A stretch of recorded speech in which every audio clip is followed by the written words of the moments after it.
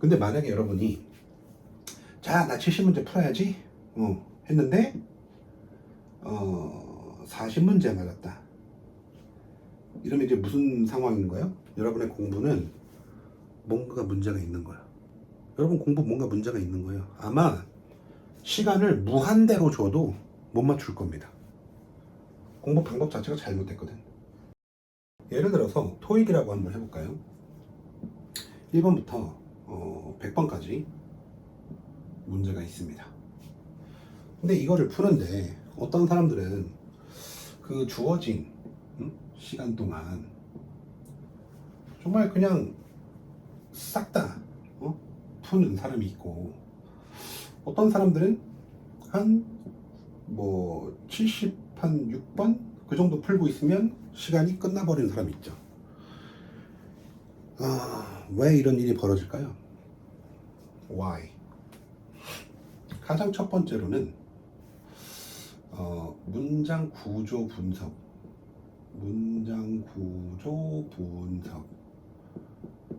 요 능력이 딸려서 그래요. 그리고 두 번째는 문장 구조 분석이 제대로 안 되다 보니까 독해가 안 되는 거예요. 독해가 엉망이야. 막 버벅버벅 하겠죠. 해석이 안 되는 부분도 있을 거고, 해석이 되는 부분, 안 되는 부분 이렇게 섞여 있다 보니까 자기 스스로가 확신이 없고 막 그런 상황들이 펼쳐지는 거죠. 그래서 독해를 빠르게 하고 싶어도 빠르게 할 수가 없어요. 그러니까 시간 내에, 그죠? 주어진 시간 내에 누구는 100번까지 문제를 다 푸는데 누구는 76번까지 풀고 끝나는 거예요. 근데 이 학생들이 어떤 행동을 하냐? 시간 내에 100문제를 막힘없이 푸는 그 학생들처럼 하고 싶어 해요. 자기가 문장 구조 분석 능력이 떨어지고 독해력이 떨어진다는 거를 생각을 안 하고 그냥 나도 시간 내에 풀고 싶어. 주어진 시간 내에 100문제 풀고 싶어. 그러니까 어떻게 합니까? 기술, 꼼수, 그런 걸 찾아다니죠. 그런데 공부를 해보시면 아시겠지만 기술과 꼼수로는 고득점을 받을 수가 없어요. 요거는 어떤 한계가 있다고, 뚫지 못하는 한계가 있습니다. 그래서 여러분이 진짜로 고득점을 받고 싶다면 뭘 잘해야 된다? 문장 구조 분석과 그에 따른 독해를 엄청나게 잘 해야 돼요. 어쨌든 그래서 그 기술과 꼼수, 그거를 이제 적당히 배우죠. 배우고 나서 어떻게 하냐? 막 그냥 정신없이 푸는 거죠. 정신없이 자기가 뭘 하고 있는지도 모르고 그냥 막 정신없이 푸는 거야. 느낌적인 느낌으로. 그렇죠? 한번 생각해봐요. 여러분 그렇잖아요. 만약에 이 상태를 계속 유지를 하면 어떤 일이 펼쳐지냐면 공부를 아무리 해도 점수가 그대로예요. 뭐라고? 공부를 아무리 해도 점수가 그대로라고. 이 상태로 이런 방식으로 공부를 하면. 그 제가 권장드리는 건 이런 겁니다. 여러분의 목표가 만약에 800이다. 토익으로 쳤을 때. 그러면 전체 100문제 중에서 한 80%만 푸세요. 80%. 뒤에 여기 풀지 마요. 찍어 그냥. 대신에 80%, 그러니까 대략 80문제 푼다는 거 아닙니까? 그러면 주어진 시간 동안 100문제가 아니라 80문제만 푸는 거잖아요. 그러면 그 푼 문제를 어떻게 해야 돼요? 다 맞아야 돼. 다 맞으라고. 그걸 어떻게 합니까? 그거를 그러니까 이제 애초에 800이라는 목표가 좀 높은 거죠. 지금 이 상태에서는. 뭐 700이다. 그러면 그냥 70%까지만 푸는 거예요.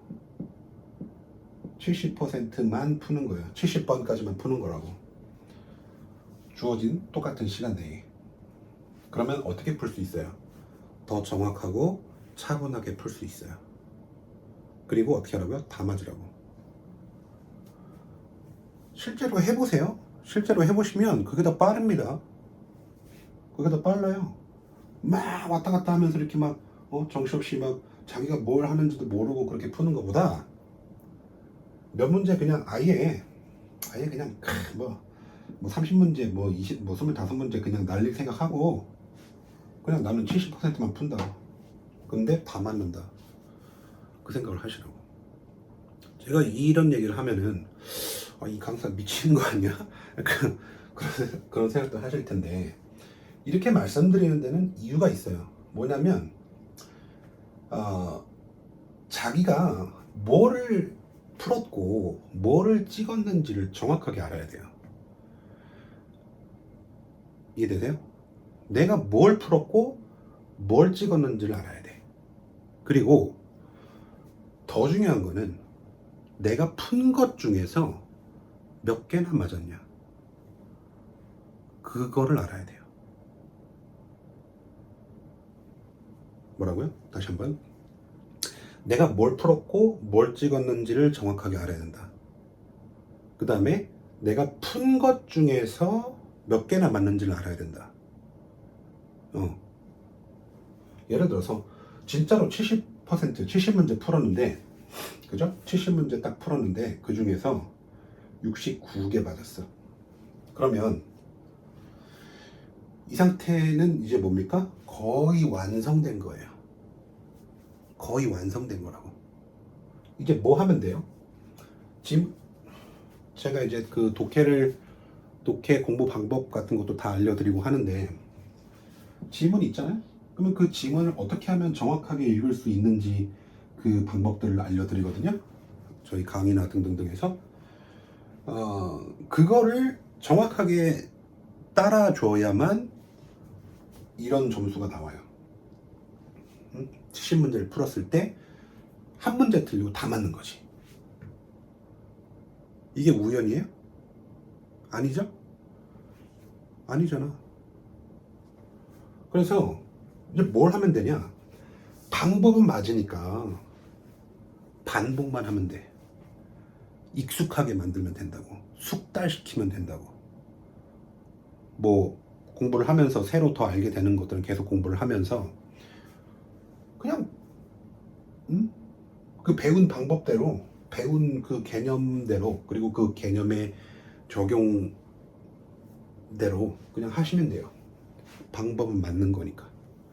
근데 만약에 여러분이 자, 나 70문제 풀어야지 했는데 40문제 맞았다. 이러면 이제 무슨 상황인가요? 여러분의 공부는 뭔가 문제가 있는 거야. 여러분 공부 뭔가 문제가 있는 거예요. 아마 시간을 무한대로 줘도 못 맞출 겁니다. 공부 방법 자체가 잘못됐거든. 영어 문법에 대한 개념이 없거든. 그러니까 시간을 아무리 줘도 못 풀어요. 근데 시간만 부족한 사람들이 있어요. 시간만 부족한 거야. 개념은 다 알아. 공부 제대로 했어. 그러면 어떤 현상이 벌어지냐면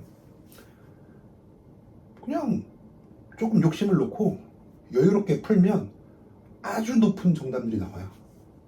그럼 이 상태에서 이제 어떻게 한다? 계속 그 공부 방법을 유지하면서 계속 공부를 해주면 풀 수 있는 문제 개수가 늘어나요. 주어진 시간 동안에 처음에는 70문제 풀다가 80문제 푸는 게 되고 어느 순간 90문제를 여유롭게 풀게 돼요. 그리고 어느 순간에 100문제를 여유롭게 풀면서 그 중에서 99개를 맞출 수 있는 그런 실력이 되는 거예요. 이해되세요? 속도는 이렇게 올리는 거예요. 그래서 이 얘기를 요약하면 이렇게 되는 겁니다. 대부분 학생들은 정확도와 속도라고 하는 그 두 가지 측면이 있을 때 정확도는 진짜 엉망인데 속도만 미친 듯이 빠르다 이 말이에요. 대부분 학생들의 상태라고요 이게. 이걸 이렇게 해가지고 택도 없어요. 뭐 이런 겁니다. 100문제를 풀었는데 정확도가 50%예요. 정확도가 50%야. 그럼 몇 점 남아요? 50점이죠. 그죠? 100문제 풀었는데 정확도가 50%면 50점이라고. 근데 봐봐요. 70문제 풀었는데 정확도가 100%라고 쳐요. 그럼 몇 점이에요? 70점이죠? 이거예요. 이거. 그러니까 제가 정확도가 그렇게 중요하다고 얘기하는 거예요. 그래서 정확도를 미친 듯이 끌어올려. 색깔 좀 다르게 할까요? 정확도를 미친 듯이 끌어올려요. 제일 먼저 해야 되는 거야 이게. 그 다음에 어떻게 해요? 속도를 올려. 근데 이거는 속도를 올린다기보다는 알아서 올라가요. 뭘 하면? 이 정확도를 높이는 과정을 계속 하면은 그러면 속도는 알아서 올라가. 이 원리를 모르면 이제 개고생하는 거야. 개고생하는 거예요. 아무리 공부해도 점수 안 올라가요.